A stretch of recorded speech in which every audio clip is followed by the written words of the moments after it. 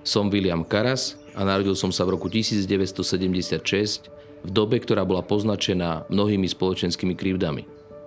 Formovalo ma prostredie mesta Prešov, moja rodina, predovšetkým rodičia, priatelia a okolie.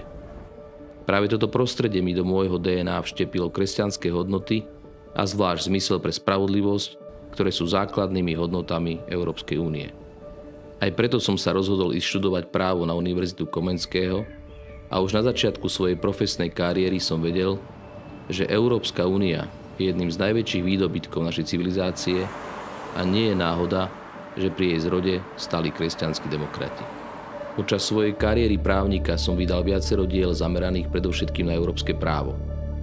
Viem, s akými problémami alebo nástrahami Európska únia aktuálne zápasí. Takisto viem, aké mnohé výhody nám toto spoločenstvo, kde Slovensko nepochybne patrí, prináša.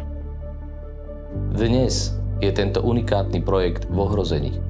Čelíme hrozbám zvonku, ale aj znútra. Populistický extrém, korupcia, ale aj progresívne ideológie ohrozujú náš spoločný domov. Niekedy tou najťažšou úlohou je obhajoba tých najzákladnejších a najjednoduchších a najpodstatnejších hodnôt.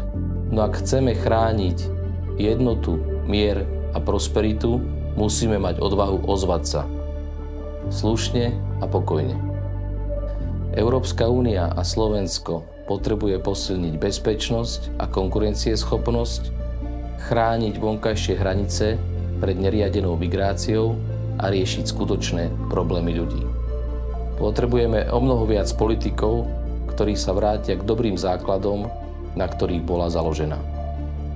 Nepremeškajte šancu a príďte so mnou 8. júna presadzovať overené hodnoty a práva Slovenska v jednotnej Európe.